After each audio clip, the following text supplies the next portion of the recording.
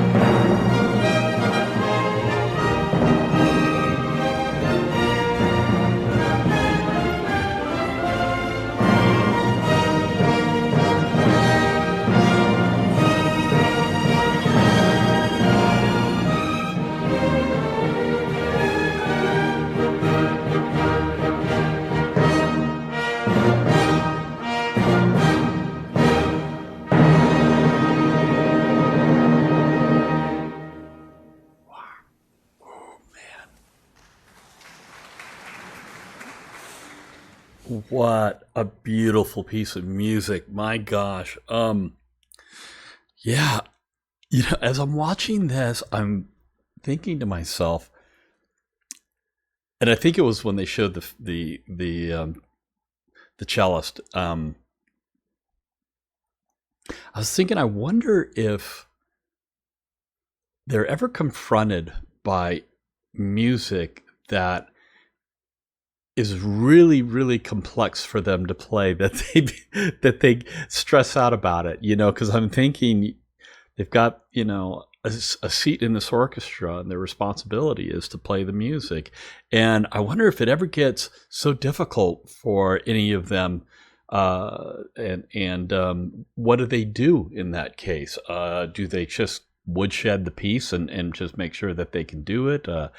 Do they give it to somebody else? I wonder. But, in this orchestra at this level, I would suspect that there's probably nothing that's been written that they couldn't play.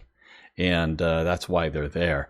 But it did cross my mind, I say that because I've been given music before where, let's say, in like one of the musicals that I've played in, where it was extremely difficult to pull off. Like, I had a piece of music that I had to do where it was this finger style picking.